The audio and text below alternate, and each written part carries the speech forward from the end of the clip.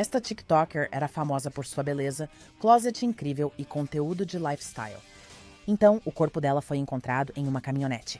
E, tragicamente, o corpo dela não foi o único encontrado. Foi um assassinato aleatório ou foi um ataque direcionado? Estamos analisando o que sabemos até agora com a ex-agente do FBI e da CIA, Tracy Walder. Acredito que provavelmente foi um ataque do cartel. Na minha opinião, isso parece muito direcionado. Parece que as pessoas realmente ficaram esperando por eles, sabiam quais eram seus movimentos e já os observavam há bastante tempo. E então, obviamente, tem o fato de terem sido descartados da maneira como foram. Normalmente, isso é algo que vemos com os cartéis e as execuções que eles fazem. Obrigada por acompanhar o Law and Crime. Sou Elizabeth Milner. O corpo de Esmeralda Ferrer Garibay foi achado enrolado em plástico na caminhonete abandonada. 2 homens foram interrogados sobre o assassinato dela.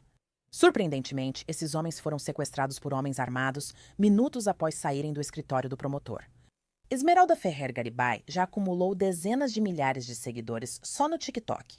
A página dela está cheia de fotos glamurosas dela, viagens luxuosas, carros sofisticados, sapatos e bolsas de grife. Ela parecia estar vivendo um sonho.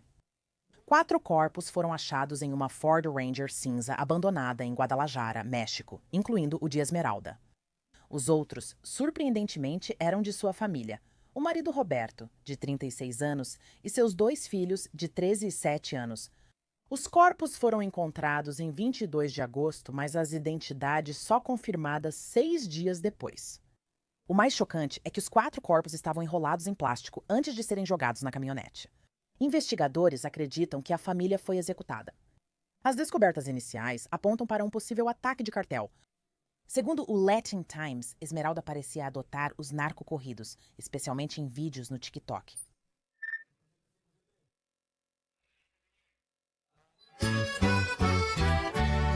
Narcocorridos são baladas mexicanas que aparentemente glorificam a cultura do tráfico de drogas.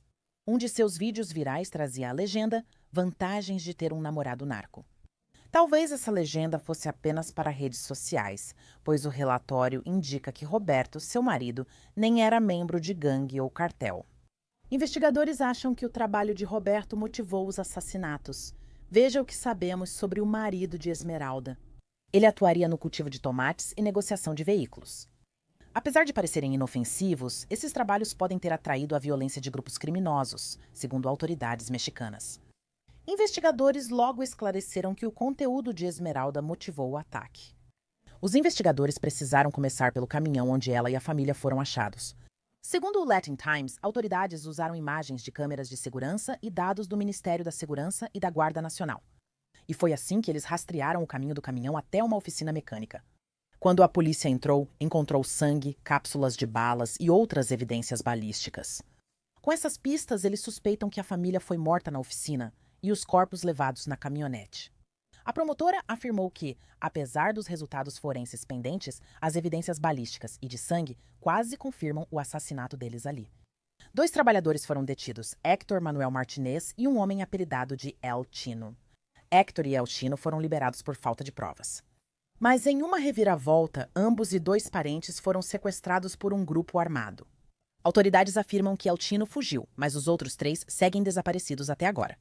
Segundo o Latin Times, o promotor Blanco Trujillo afirmou que os sequestradores vigiaram a saída do escritório por mais de 2 horas. Então você tem um ataque coordenado para matar uma família de 4 pessoas e um plano coordenado para sequestrar as pessoas que foram interrogadas sobre isso. Não está claro se as mesmas pessoas estão por trás de tudo ou se o sequestro dos suspeitos foi vingança. Ainda há muitos mistérios nesse caso. Agora estou com a ex-agente do FBI e da CIA, Tracy Walder. Tracy, obrigada por estar comigo. Uma influenciadora glamurosa do TikTok e toda sua família foram encontrados mortos, enrolados em plástico, na traseira de uma caminhonete abandonada. Qual é a sua reação a esse caso? Obrigada por me receber, Elizabeth. Acho extremamente triste, principalmente quando uma criança de 7 anos e outra de 13 foram executadas e deixadas como lixo. Obviamente, não estou diminuindo a vida dos pais, mas acho que às vezes casos como esse são ainda mais difíceis quando há 2 crianças aparentemente inocentes envolvidas. E pelo que sabemos até agora, você acha novamente, com as informações limitadas que foram divulgadas até agora, que isso foi um ataque de cartel Crime organizado? O que você acha que foi? Sabe, novamente, estou apenas fazendo uma hipótese com base no que eu sei e nas coisas com as quais já trabalhei. Eu acredito que isso provavelmente foi um ataque direcionado de um cartel. Isso me parece muito direcionado, na minha opinião.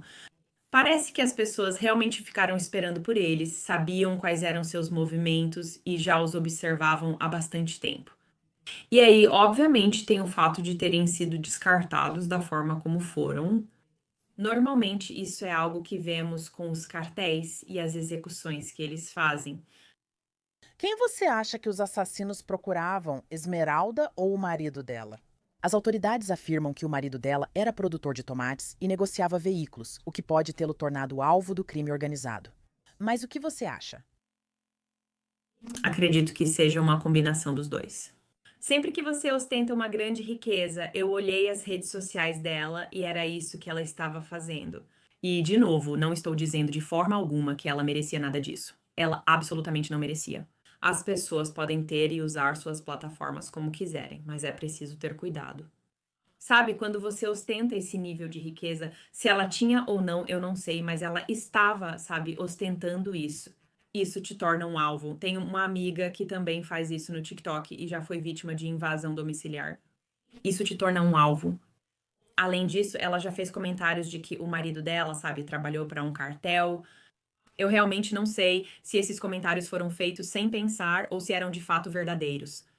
Eu acho que, sabe, muitas vezes, especialmente no México em geral, existem pessoas que não conseguem suprir suas necessidades básicas com os salários que recebem em seus empregos. E muitas vezes é por isso que acabam trabalhando para o cartel. Então, eu acho que pode ter sido uma combinação dos dois. E parece que estamos vendo muitos criadores de conteúdo sendo pegos, seja como vítimas desse tipo de crime ou, em outros casos, não nesse caso de forma alguma, como autores de crimes e coisas assim em países estrangeiros. Você acha que os criadores de conteúdo precisam ser mais cautelosos ou mais atentos, digamos assim, em relação ao que estão postando? Porque, sabe, enquanto eu, como espectadora, posso adorar ver bolsas de luxo, carros, sapatos e todas essas coisas, acho que, por outro lado, pessoas interessadas em conseguir isso também podem estar assistindo ao mesmo conteúdo que eu e querendo fazer coisas mais nefastas, como, por exemplo, atacar uma família inocente, como estamos vendo acontecer nesse caso. Você acha que os criadores de conteúdo deveriam se preocupar mais com isso? Com certeza. Acho que você está absolutamente certa. E como eu disse, eu tenho uma amiga muito próxima que é uma influenciadora bem conhecida no TikTok. Falamos de milhões de seguidores e de uma amiga de quase 10 anos, cujos filhos também são amigos. Eles vão brincar juntos, essas coisas. Eu a vi há poucas semanas e estava conversando com ela sobre a novidade dela. Ela tem medidas de segurança, mas não vou detalhar para não expô-la.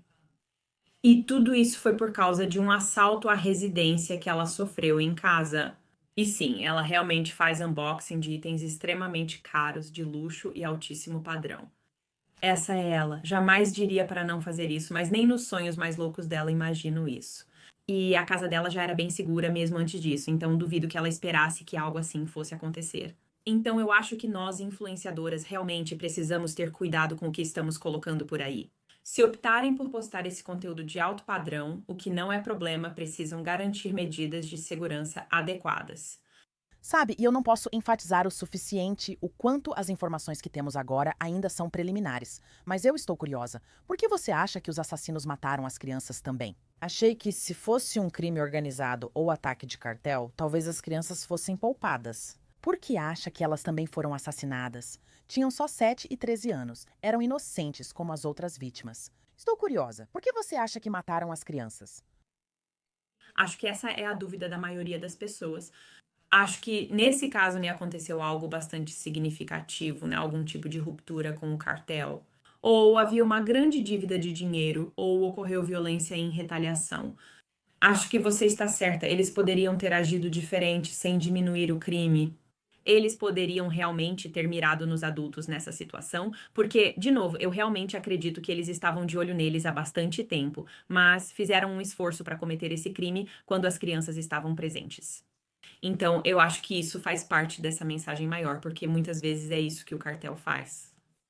Eles eliminam famílias inteiras como forma de se vingar ou acertar as contas.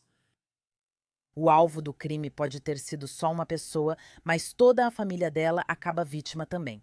E quando as autoridades rastrearam o caminhão em que a família foi encontrada morta até uma oficina mecânica, encontraram sangue. Encontraram cápsulas de balas deflagradas, sugerindo que a família foi morta ali. Você meio que concorda com o que as autoridades acreditam agora, que a família pode ter sido morta naquela oficina mecânica? É isso que eu acredito. Para mim, parece que ali foi o ponto de origem do crime. Obviamente, você sabe, especialmente com base nas cápsulas de balas encontradas, isso definitivamente me diz que foi ali que o tiroteio provavelmente aconteceu. E isso mostra até uma certa ousadia, pois normalmente em crimes assim as pessoas recolhem as cápsulas das balas. Elas não querem ser rastreadas nem deixar evidências forenses no local. Mas me parece que esses indivíduos não necessariamente se importam e não acham que vão ser pegos. O que você acha dos homens detidos para interrogatório e depois sequestrados? Quero dizer, um conseguiu escapar, mas ainda há 3 homens desaparecidos enquanto estamos falando sobre isso agora, enquanto estamos gravando isso agora. Mas isso é surpreendente que tenha acontecido. Ou você acha que foi possivelmente vingança, ou talvez para mandar um recado, tipo, não fale, não dedure, algo assim? O que você acha dos homens que foram detidos e depois sequestrados? Eu acho que é absolutamente para mandar um recado, e na minha opinião, aquele que conseguiu escapar está em um perigo bem significativo. Eu acredito que provavelmente estão procurando por ele enquanto conversamos, não a polícia, mas os cartéis, na minha opinião, nesse caso. Meu palpite é que essa pessoa vai se manter escondida, não vai falar absolutamente nada sobre esse crime. E é por isso que, no final das contas, vai ser incrivelmente difícil processar e levar alguém à justiça. E investigando casos que acontecem no México, eu sei que muita gente tem suas opiniões sobre o que acontece naquele país. Mas você vê coisas assim acontecendo com frequência em Guadalajara? Acho que é difícil, já que nosso país também não é perfeito. E muitas vezes isso vem desse lugar de pessoas falando mal do México e das autoridades daqui. Eu acho que isso é totalmente injusto, na minha opinião, mas o problema é que, de novo, grande parte do aparato de justiça criminal foi infiltrado por esses cartéis de drogas. Não digo que o comportamento se torne aceitável, pois não se torna. E há muitas pessoas que não acham que esse comportamento é aceitável. Também não é algo que acontece, sabe, 100 vezes por dia, todos os dias. Mas, infelizmente, esse tipo de violência faz muito parte da vida delas. Como é investigar um caso com poucas pistas e pessoas com medo de falar?